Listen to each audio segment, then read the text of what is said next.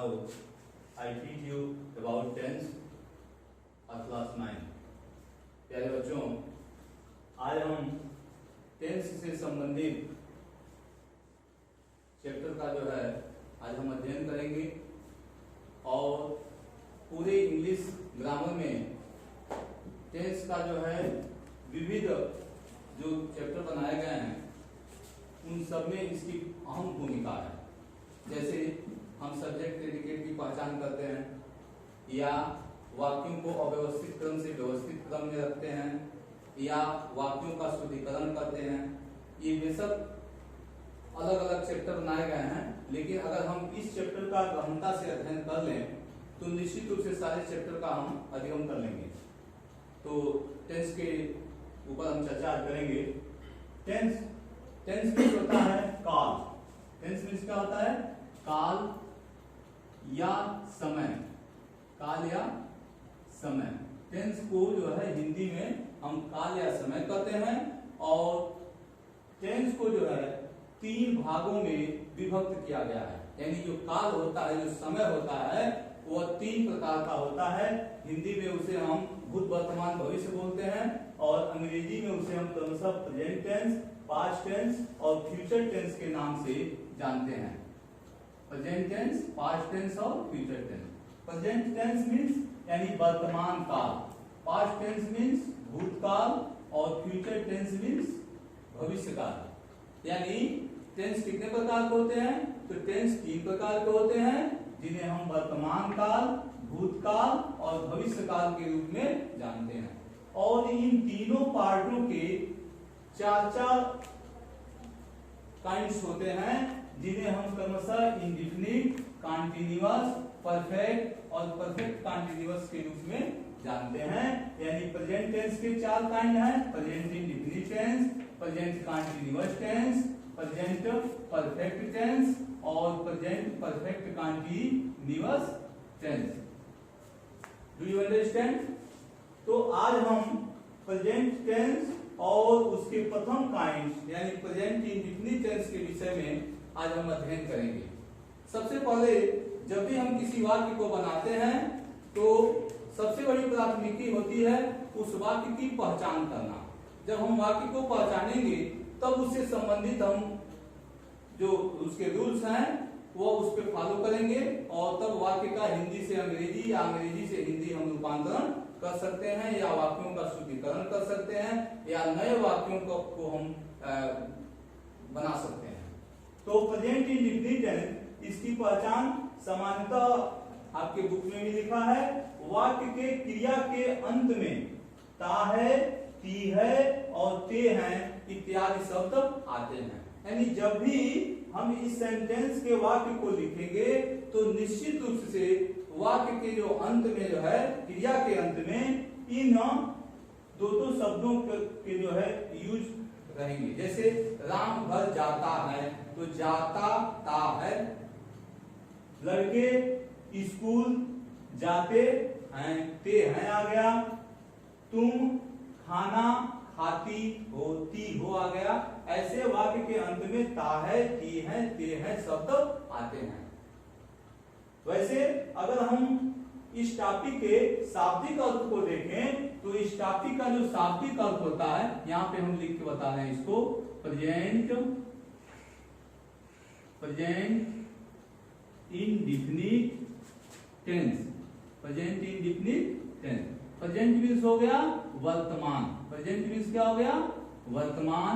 Indefinite means हो गया अपूर्ण और टेंस मीन्स हो गया काल। यानी वर्तमान काल में जो काम अपूर्ण हो उसे हम क्या कहते हैं? प्रेजेंट इंडिफिनिट टेंस कहते हैं। जैसे for example, let us see example.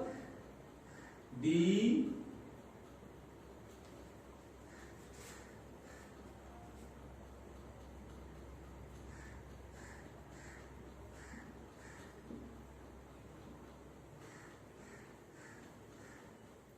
लड़के स्कूल जाते हैं।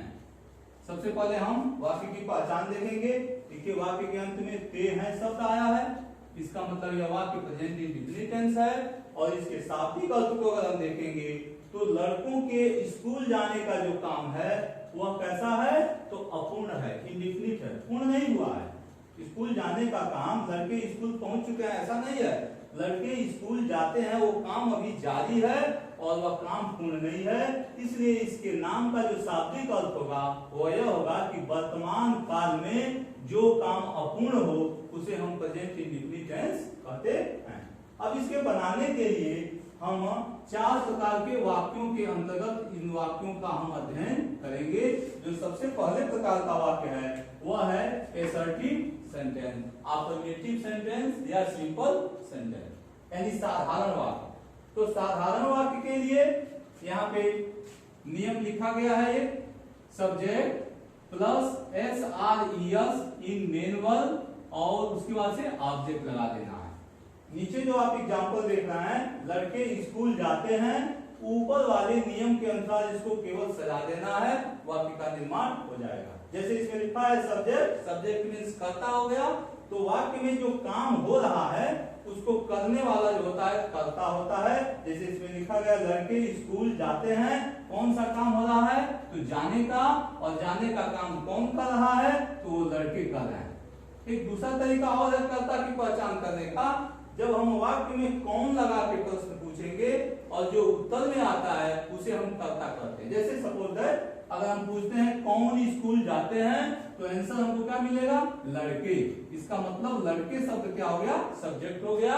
और ये जो लड़के हैं, कभी भी किसी भी सब्जेक्ट को लिखना हो तो हमेशा उसके वचन को ध्यान में रख करके और तभी लिखना चाहिए। जैसे ये लड़का नहीं है, लड़के हैं, तो लड़के हैं इसका मतलब यह प्लूरल फॉर्म में है, यानी दी बॉयज होगा, दी बॉयज। अब कह रहा है SRES इन MD मेन वर्ब, यानी मुख्य क्रिया में हम यस या यस का प्रयोग करेंगे। यह काम तब करते हैं जब कर्ता एक वचन में होता है। अगर कर्ता एक वचन में नहीं है, बहुवचन में है, तो हम मुख्य क्रिया में SRES का प्रयोग नहीं करते हैं। जैसे इसमें जाना मुख्य क्रिया है, यहाँ हमने लगा दिया गो, इसमें यस या यस का प्रयोग नहीं करेंगे। इसका कारण यह है कि जिस वचन का कर्ता रहता है उसी वचन की हम क्रिया का प्रयोग करते हैं। यहाँ कर्ता बहुवचन में है और यह जो क्रिया है, क्रिया चूंकि हमेशा अपने जब मूल फॉर्म में रहती है तो हमेशा प्लूरल नंबर में रहती है, तो यहाँ पे जो गो है या बहुवचन में है ऑलरेडी, इसलिए हम इसमें कोई परिवर्तन नहीं करेंगे।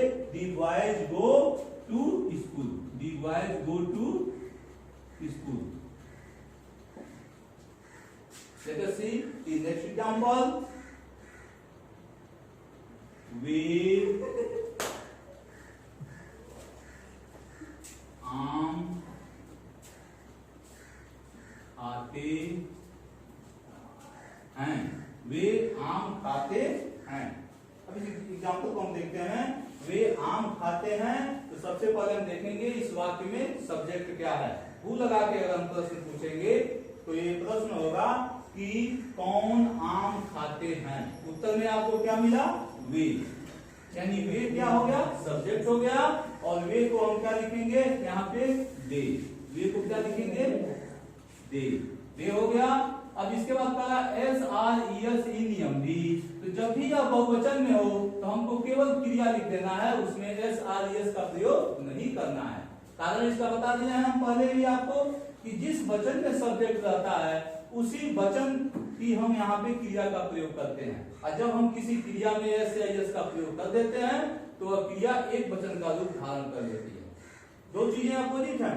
पहला चीज क्या है, नाउन, नाउन, और दूसरा चीज होता है वर्ब। इन दोनों के एक वचन और बहुवचन बनाने संबंधी नियम जो है एक दूसरे के विपरीत है। नाउन में जब भी हम एस या यस का प्रयोग करते हैं तो बहुवचन बनता है। जैसे बुक है तो बुक में यस लगा देंगे, बुक्स हो जाएगा, बहुत सी किताबें हो गया। अगर हम बॉय है तो बॉय सिंगुलर नंबर में है, यस या यस का प्रयोग कर देंगे, उसमें यस का प्रयोग करेंगे तो वह बहुवचन में हो जाएगा। लेकिन कम है तो कम ऑलरेडी किस वचन में है, बहुवचन फॉर्म में है, उसमें जब हम यस या यस का प्रयोग करेंगे तो वह हो जाएगा एक वचन।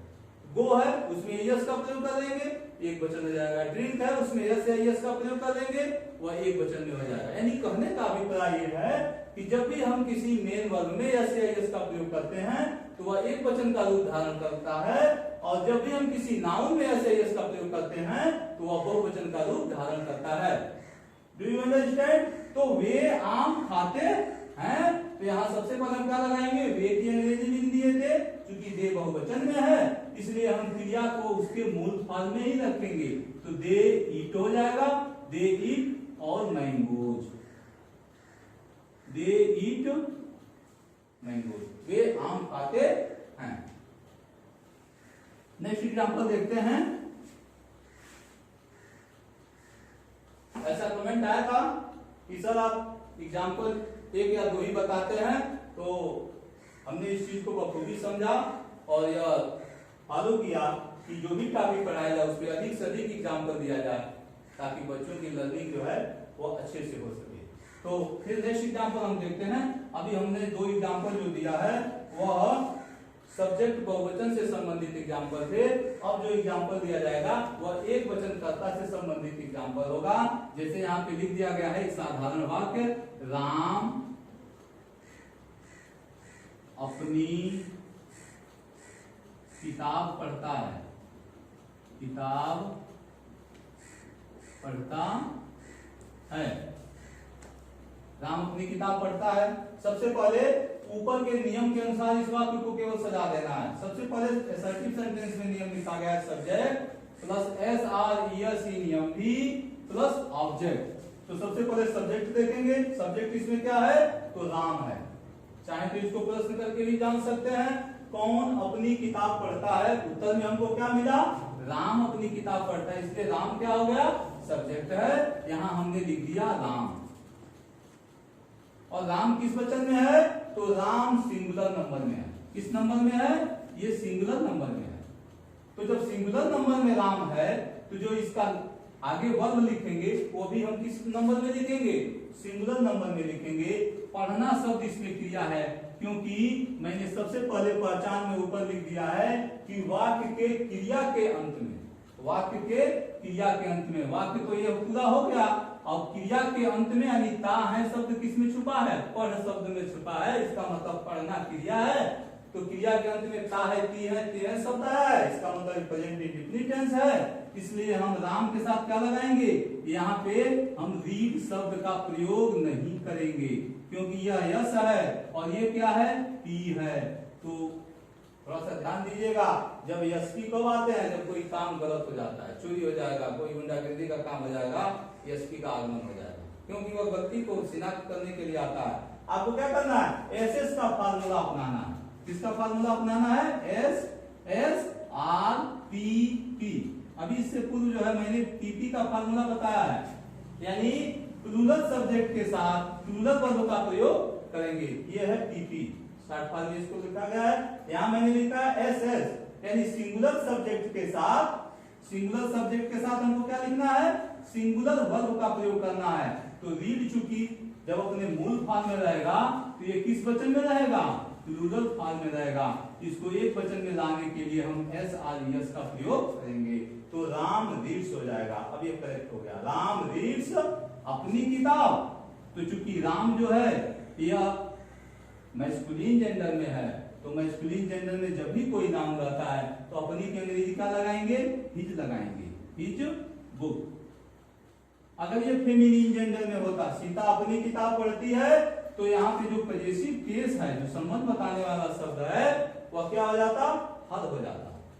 जितने सब्जेक्ट होते हैं उनके साथ ये पजेसिव केस अलग अलग आते हैं। वे अपनी किताब पढ़ते हैं तो दे रीड देयर बुक हो जाएगा। अगर यहाँ पे होता सीता अपनी किताब पढ़ती है तो सीता रीड्स हर बुक। राम अपनी किताब पढ़ता है तो राम रीड्स हिज बुक। हम लोग अपनी किताब पढ़ते हैं तो we read our book. Next example को हम देखते हैं।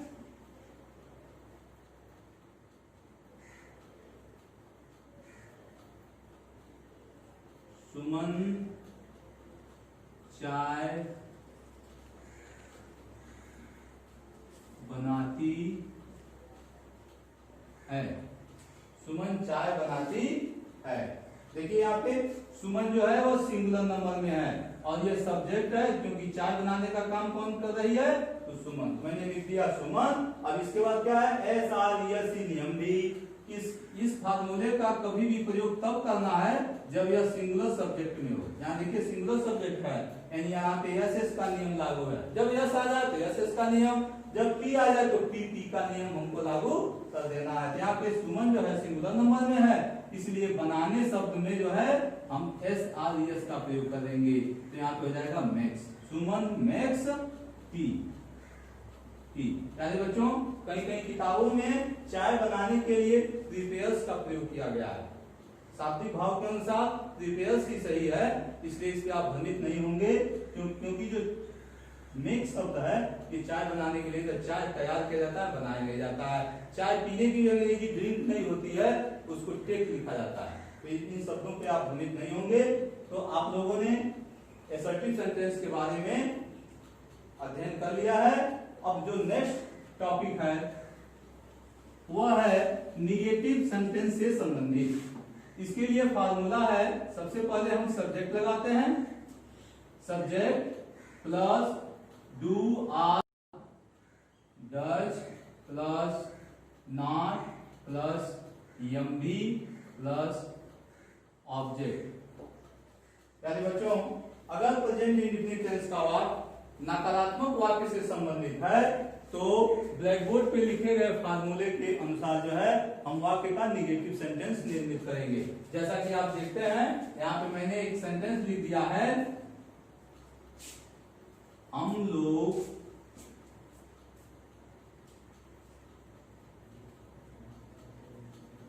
मछलियां पकड़ते हैं। हम लोग मछलियां पकड़ते हैं। अब यहाँ पे देखिए, सॉरी यहाँ पे नहीं, निगेटिव सेंटेंस हम पढ़ा रहे हैं ना, तो मछलियां नहीं पकड़ते हैं, नहीं पकड़ते हैं। तो सबसे पहले हम नियम के अनुसार सब्जेक्ट का हम प्रयोग करेंगे। तो सब्जेक्ट इसमें देखिए हम लोग है, मछलियां पकड़ने का काम कौन कर रहा है, तो हम लोग कर रहे हैं, और हम लोग जो है सब्जेक्ट है, और यह कौन सा नंबर है, तो बहुवचन है।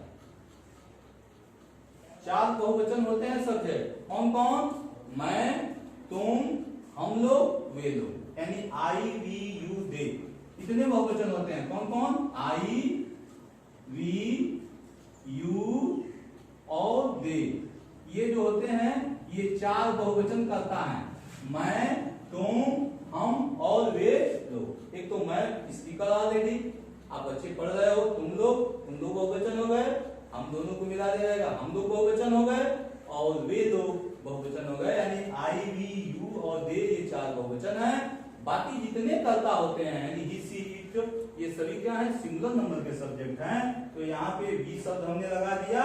और अब यहाँ थोड़ा ध्यान देना है, जैसे हम यहाँ पे वर्ब का सिलेक्शन करते थे कर्ता के अनुसार, सेम वे यहाँ भी वही काम करना है। यहाँ सब्जेक्ट एक वचन में रहता था तो क्रिया में हम एस का प्रयोग करते थे। यहाँ अगर सब्जेक्ट एक वचन में है तो हम इस सहायक क्रिया में डज का प्रयोग करेंगे, अगर बहुवचन में है तो हम डू का प्रयोग करेंगे। क्योंकि यह जो सब्जेक्ट है यह बहुवचन फॉर्म में है, अपने प्लूरल फॉर्म में है, इसलिए हम यहाँ डू का प्रयोग करेंगे। तो वी डू हमने लगा दिया, वी डू।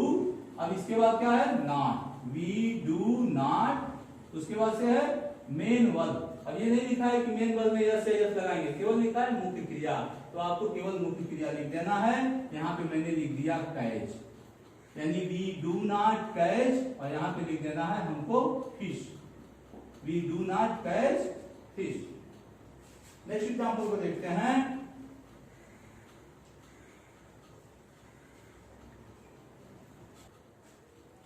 अध्यापक विद्यार्थियों को अंग्रेजी नहीं पढ़ाते हैं, तो इस नियम के अनुसार सबसे पहले हम सब्जेक्ट का प्रयोग करेंगे, फिर डू या डज का प्रयोग करेंगे। यहाँ सब्जेक्ट देखिए, यहाँ ध्यान देने योग्य बात है, जब भी यहाँ सब्जेक्ट रिस्पेक्टेबल व्यक्ति आता हो तो आप उसको ध्यान में रखेंगे। यहाँ पे यहाँ देखना चाहिए कि यहाँ बिंदी लगा है कि नहीं। अगर यह व्यक्ति रिस्पेक्टेबल है तभी ते हैं शब्द आएगा, लेकिन यह जब बहुवचन रहेगा तब यहाँ पे बिंदी का प्रयोग होगा। सब्जेक्ट की पहचान आप कर लिए, ये बहुत माइनर चीजें हैं, इस पे लोग ध्यान नहीं देते हैं। अगर ये बहुवचन में रहेगा, जैसे प्रधानाचार्य स्कूल जाता है, ये गलत शब्द है, क्योंकि जो प्रधानाचार्य का पोस्ट होता है रिस्पेक्टेबल पद है, और उसके लिए जाते हैं शब्द का प्रयोग करेंगे। अक्सर यहाँ ते हैं शब्द जब भी आएगा तो सब्जेक्ट बहुवचन ही आएगा। लड़के स्कूल जाता है ऐसा नहीं होगा, लड़के स्कूल जाते हैं।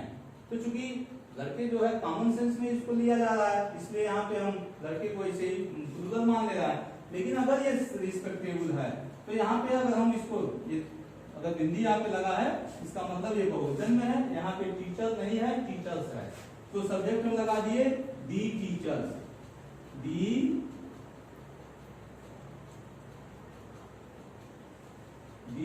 टीचर्स, दी टीचर्स।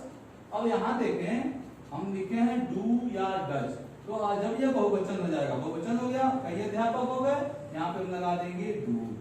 अब इसके बाद से हमको नॉट का प्रयोग करना है। अध्यापक विद्यार्थियों को अंग्रेजी नहीं पढ़ाते हैं तो नॉट शब्द का हम यहाँ प्रयोग कर देंगे। तो दी टीचर्स डू नॉट, अब लिखा है मेन वर्ब, तो इसमें मुख्य क्रिया क्या है, तो पढ़ाते शब्द है। तो पढ़ाने की अंग्रेजी टीच, TEACH, क्या हो गया, teach. The teachers do not teach English, teach English. और किसको पढ़ाते हैं, तो विद्यार्थियों को के लिए हम क्या लगा देंगे, टू। The students, the